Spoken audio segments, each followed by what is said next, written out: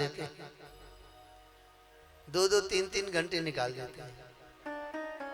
और जब पंडित जी मंडप के नीचे मंत्र पढ़ने का समय होता है पंडित जी का, तब उससे पंडित जी से कहते हैं महाराज थोड़ा जल्दी करिए, क्योंकि समय से बारात वापस भी जानी है। अब पंडित जी कौन सा ऐसा छोटा मंत्र बोले कि जल्दी हो जाए, या तो मंत्र बोले ही नहीं। तो होता भी यही है कि थोड़े बहुत मंत्र बोल करके और विवाह कर दिया जाता है। ऐसे विवाह बहुत समय तक नहीं टिकते हैं। जिनके विवाह में वेद मंत्रों का उच्चारण नहीं हुआ, वो विवाह बहुत समय तक नहीं टिकते और उन विवाह में बड़ी कलह जीवन पर्यंत बनी रहती है। इसलिए जो हमारे शास्त्रों में 16 संस्कार बताए गए हैं, उन संस्कारों को अगर समय समय पे होते गए तो निश्चित है कि वह प्राणी अपने संस्कार के बल से भगवत स्वरूप होकर के भगवत धाम को प्राप्त कर लेता है। महर्षि कर्दम ने विवाह किया देवहूति के साथ, और विवाह करने के बाद समाधि में लग गए, कठोर समाधि। समाधि में बैठ गए। देवहूति बाहर से सेवा करती थी। कर्दम जी 1000 वर्ष की समाधि लगी।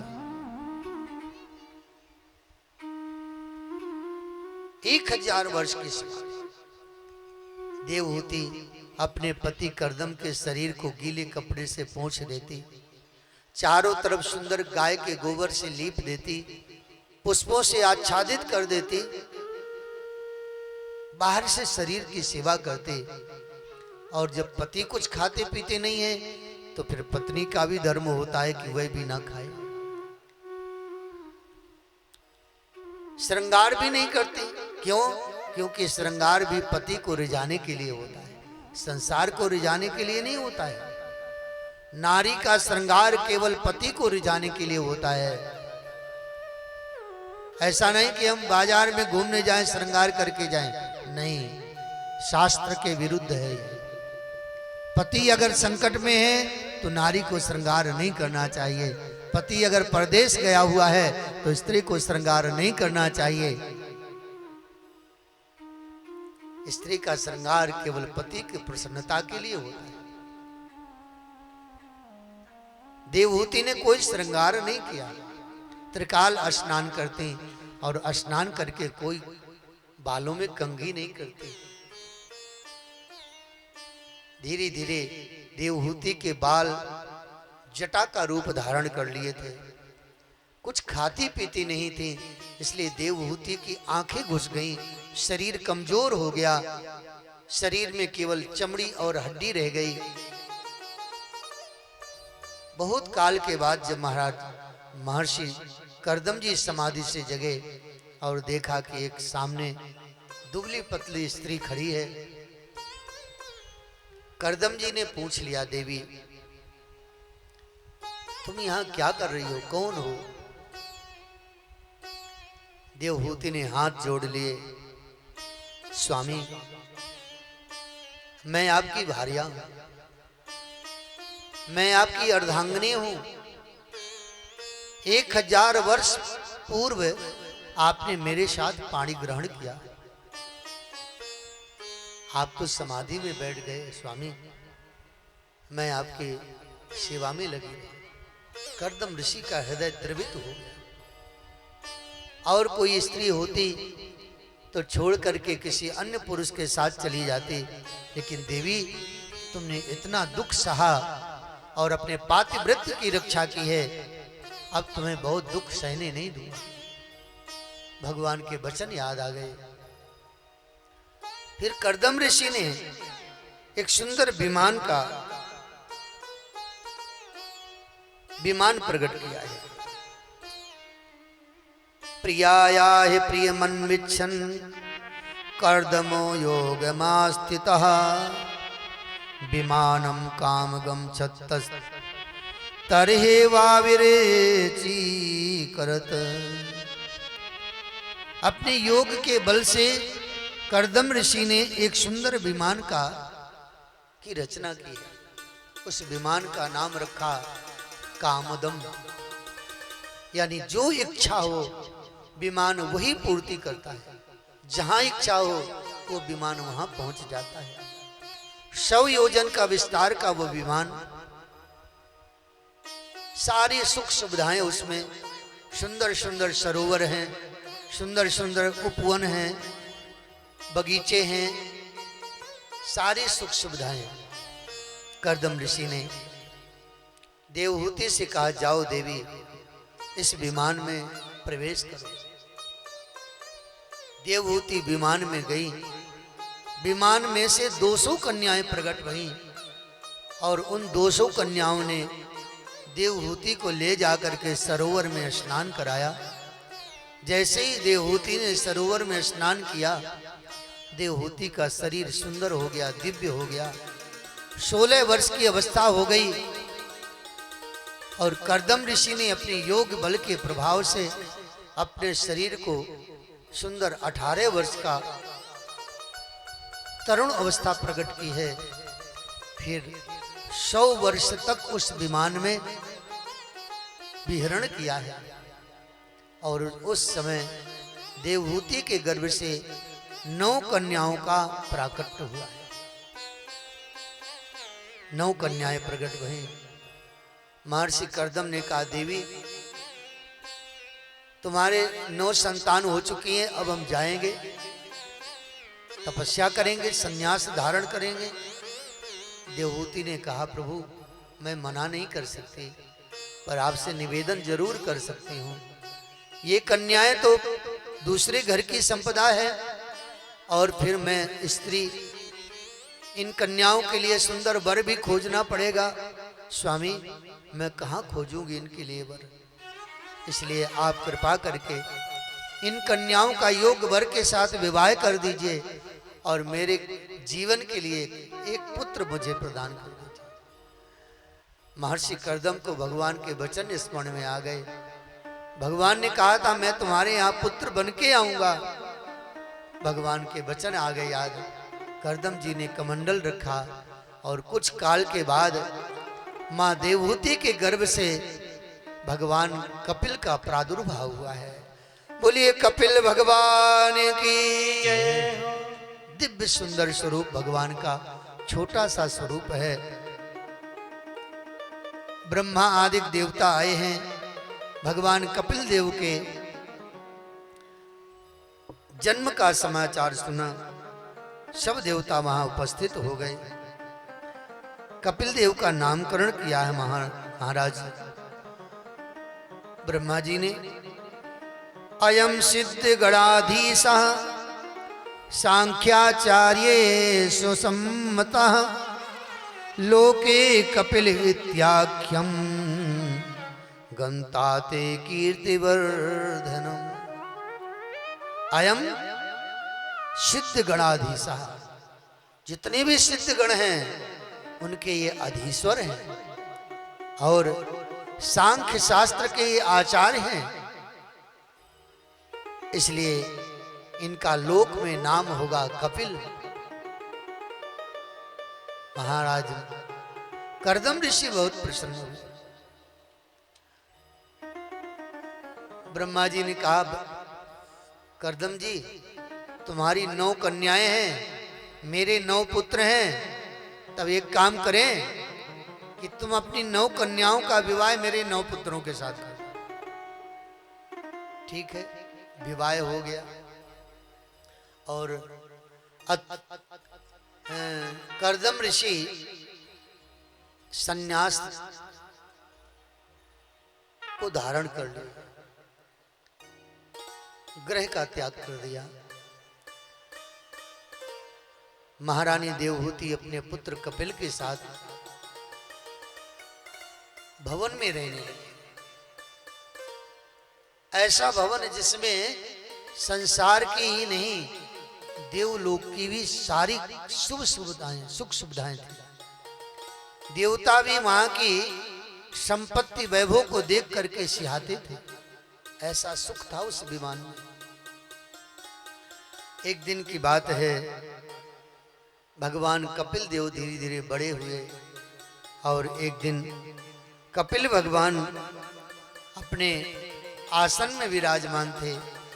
महारानी देवहूति आई हैं और देवहूति ने हाथ जोड़ करके भगवान को प्रणाम किया है, निवेदन किया है कि हे प्रभु, मेरा मन संसार के विषयों में बहुत आसक्त है। विषयों को भोगने के बाद तृप्ति नहीं हुई। आप कोई ऐसा उपाय बताइए कि मेरा मन संसार के विषयों से वैराग्य को प्राप्त हो जाए। कपिल भगवान का हृदय द्रवित हुआ। मां, हम तुम्हें सांख्य शास्त्र का उपदेश करेंगे। सांख्य शास्त्र मतलब ज्ञान शास्त्र। और भगवान ने मां देवहूति को सांख्य शास्त्र का उपदेश दिया है। मां, मय्यनन्येन भावेन भक्तिं कुर्वन्ति ये दृढाम् मत्कृते त्यक्त कर्माणस् त्यक्त स्वजन बांधवाय।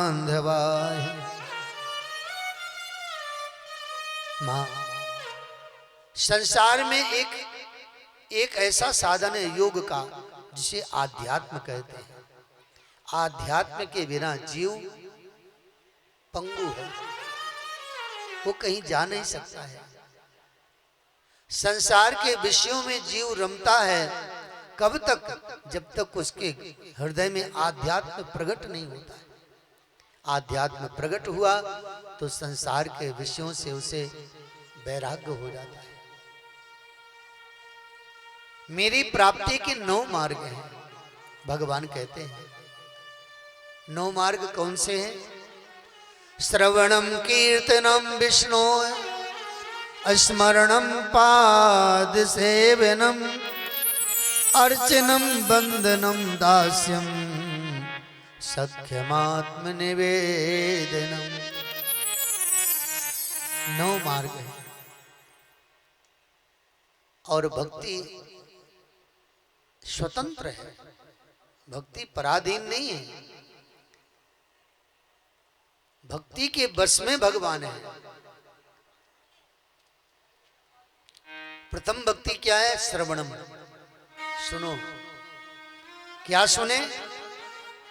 इसके लिए महापुरुषों ने कहा है कि संत महापुरुषों के पास जाइए, वो भगवान की कथा सुनाएंगे और आप उस कथा में मन लगा करके, चित्त को लगा करके भगवान की कथा सुने।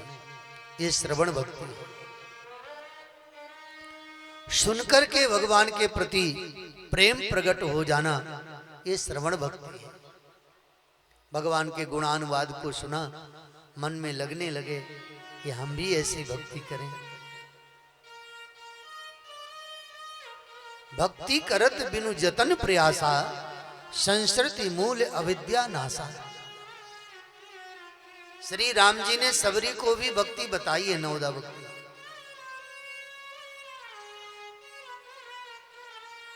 जब सबरी ने कहा है कि प्रभु, मैं तो अधम ते अधम अधम अति नारी,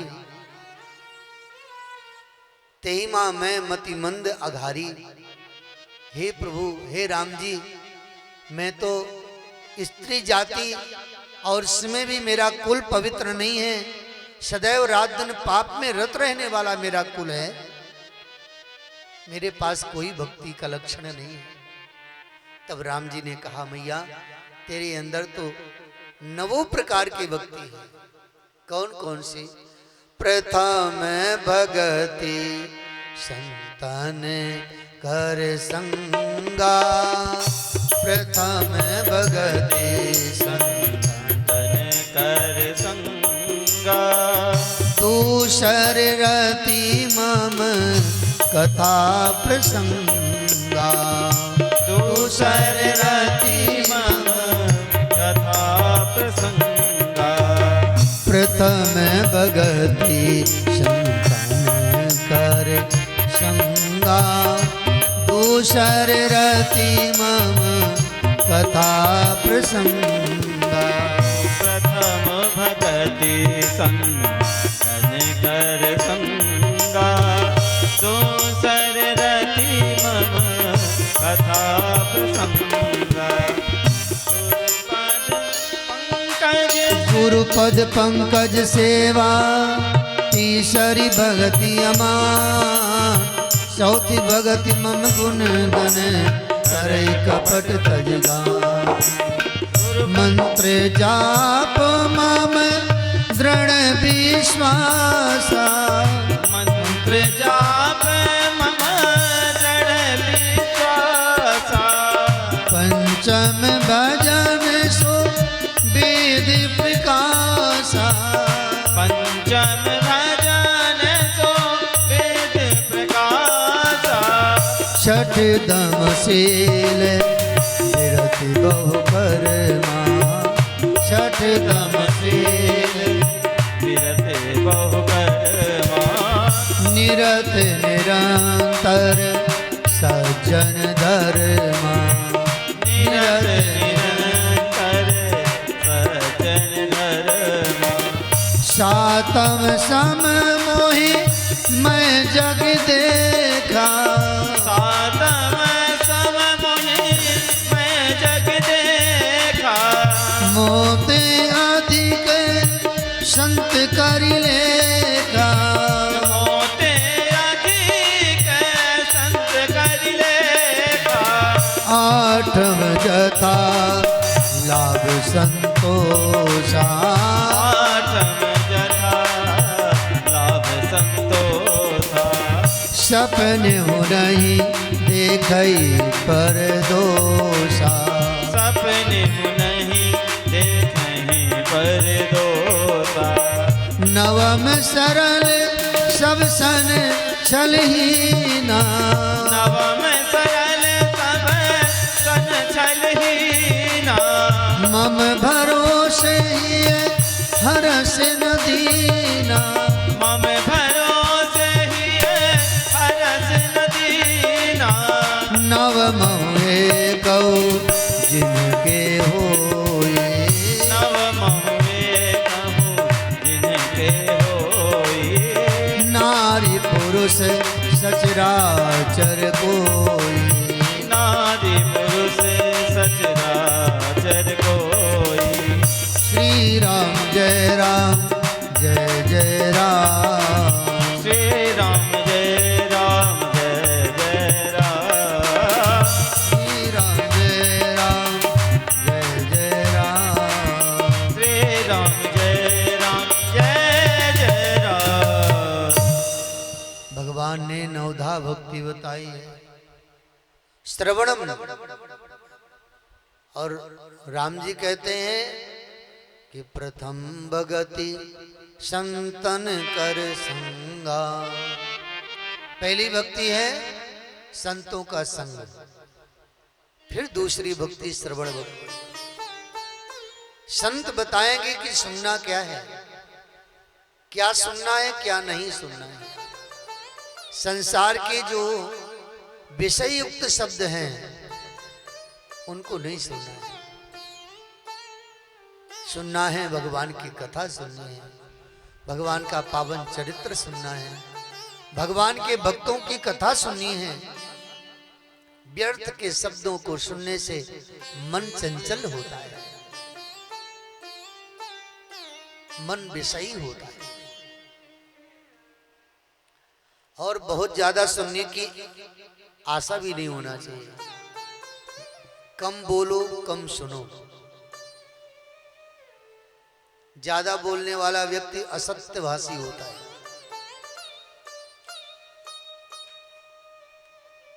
इसलिए कम बोलो, अच्छा बोलो, मधुर बोलो, सत्य बोलो। भगवान कपिल देव कहते हैं, मां मेरी भक्ति प्रथम है सुनना, कथा सुनो। दूसरी भक्ति है श्रवणम, कीर्तनम, कीर्तन करो, मेरे नाम का कीर्तन करो। कीर्तन करने से मन पवित्र होता है, निर्मल होता है।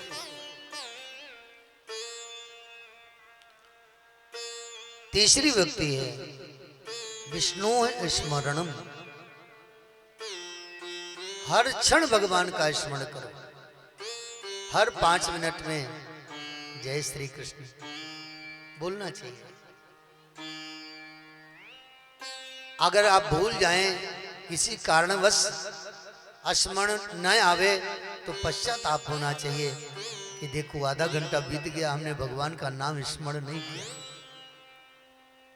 ऐसा अभ्यास डालें कि हर 2 मिनट में जय श्री कृष्ण, जय श्री कृष्ण, जय श्री कृष्ण, ऐसा अभ्यास हो जाए। विष्णु है स्मरणम, भगवान का स्मरण करो।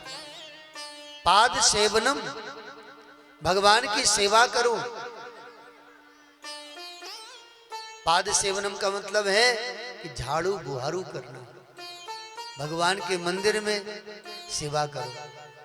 फिर अर्चनम, भगवान की पूजा करो। 16 प्रकार से भगवान की पूजा करो। अगर आपके पास व्यवस्था नहीं है पूजा की ना, तो मानसिक पूजा कर लो।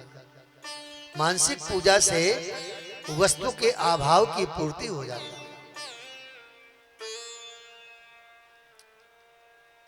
एक सज्जन थे, बहुत कंजूस थे। इतने कंजूस थे कि एक पैसा भी महाराज कहीं खर्च नहीं करते। एक बार कथा सुनने गए कहीं, भागवत कथा सुनने गए, तो आरती हो रही थी, तो सोचने लगे, जेब में से एक का सिक्का निकाला और हाथ में ले लिया कि आरती आएगी तो कम से कम यहाँ तो एक सिक्का चढ़ाई दे।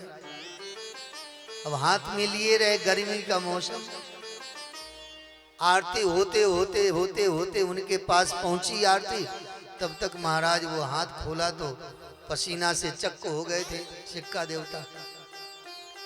अब वो सज्जन सोचने लगे, लगता है ये सिक्का रो रहा है, इसकी जाने की इच्छा नहीं है। तो कहने लगे, रो मत भाई, हम नहीं छोड़ेंगे तुम्हें, जेब में फिर रख ली। ये चीज व्यास जी देख रहे थे कि भाई ये सज्जन देना तो चाहते थे, हाथ खोला भी लेकिन दे नहीं पाए। एकांत में उसको बुलाया और बुला करके कहा, महात्मा जी कुछ दान पुण्य किया करो। बोले महाराज हम दान पुण्य नहीं कर सकते, धन तो बहुत है लेकिन दे नहीं सकते हैं। अरे देने की बात तो दूसरी कोई देता है, उसे देख लेते हैं तो महाराज हमारा जी कांप जाता है। हम देता हुआ देख लेते हैं किसी। तो व्यास जी ने कहा कि एक काम किया करो, भगवान की पूजा किया करो तुम। बोले महाराज बड़ा खर्चा आएगा पूजा में। बोले नहीं, हम ऐसी पूजा की विधि बताएंगे कि उसमें तुम्हारा एक पैसा भी खर्च नहीं होगा। हाँ महाराज, ऐसा कोई पूजा की विधि बताइए जिसमें पैसा खर्च ना हो। ठीक है। तो व्यास जी ने कहा, देखो आंख बंद करके मानसिक पूजा किया करिए। कैसे महाराज? बोले आंख बंद किया और सुंदर सोने का भव्य सिंहासन भगवान के सामने, भगवान उस सिंहासन में विराजमान करिए। वो कहा, बोले महाराज जी सोने का इतना बड़ा सिंहासन बहुत खर्चा होगा उसके लिए। अरे बोले भाई मन से सोचना है, आपको पैसा खर्च नहीं करना है। अच्छा महाराज ठीक है। भव्य सिंहासन में भगवान को विराजमान करिए और फिर भगवान के श्रृंगार करिए, बढ़िया 9 लखा हार, सारी पूजा की विधि बताई और कहा कि फिर अंत में भगवान को भोग लगाइए। कभी हलवा का भोग लगाइए, कभी रबड़ी का भोग लगाइए, कभी रसगुल्ला का भोग लगाइए, खूब अच्छा अच्छा भोग लगाइए। उसने कहा ठीक है महाराज। अब वो सज्जन सोचने लगे खर्च कुछ होना नहीं है, पूजा हो जाएगी। अब उसका नियम बन गया पूजा करने का, डेली पूजा करने लगे। एक दिन पूजा करते करते विचार करने लगे भगवान को आज भोग क्या लगाएं। सोचने लगे आज दही का भोग लगा देते हैं। काहे का? दही का भोग।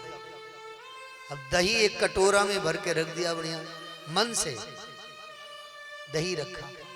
अब सोचने लगे इसमें शक्कर और डाल देते हैं, तो मन से शक्कर का डिब्बा उठाया और डाला तो शक्कर ज्यादा चली गई उसमें दही में। तो मन से ही वो दही में से शक्कर निकालने लगा। कंजूस आदमी था वो, दही में से शक्कर निकलती है क्या? लेकिन वो निकालने लगा। भगवान ने विचार किया ये कितना कंजूस है, मन से पूजा कर रहा है, थोड़ा ज्यादा शक्कर गिर गई तो मन की पूजा में भी निकाल रहा है। तो भगवान प्रकट होके एक थप्पड़ लगाए उसको। अब उसकी आंखें खुली, हो तो मन से कर रहा था, सामने भगवान। बोले कंजूस कहीं के, इतनी कंजूसी कि मन से पूजा कर रहा है फिर भी शक्कर निकाल रहा है। उस कंजूस आदमी ने कहा प्रभु अगर मैं इतनी कंजूसी नहीं करता तो आपका दर्शन मुझे कैसे प्राप्त हो? इस कंजूसी का परिणाम किया आपका दर्शन हो गया। भैया मन की पूजा सर्वोत्तम पूजा है। जो आपके पास वस्तु नहीं है वो वस्तु आप मन की पूजा से कर सकते हैं पूर्ण। इसलिए हमारे शास्त्र में भी कहा गया है कि आप भगवान की पूजा करने के पहले मानसिक पूजा करो। जब आप भगवान की पूजा करते हैं ना, उससे पहले आप 10 मिनट 20 मिनट आंख बंद करके बैठ जाइए और मानसिक पूजा करिए। मन से पूरी पूजा करने के बाद फिर आप प्रत्यक्ष पूजा में प्रवेश करिए। भगवान कहते हैं मां अर्चनम मेरी पूजा करो, वंदनम मुझे प्रणाम करो, और मुझसे कोई संबंध बना लो। भगवान को सबसे प्रिय संबंध सखा का संबंध लगता है। अच्छा, भगवान कहते हैं मैं सखा को बहुत निकट मानता हूं। सख्य भाव भगवान को बहुत प्रिय है। कोई ना कोई संबंध बनाने से वैसा प्रेम भगवान के प्रति हो जाता है। जैसे कोई व्यक्ति आए बैठ गए, ठीक है भाई जल पिलाया कोई बात नहीं चले गए, लेकिन अगर कोई अपना संबंधी है तो संबंध के बल से उससे हम वैसा प्रेम करते हैं। भगवान से भी कोई संबंध बना ले, कोई भी रिश्ता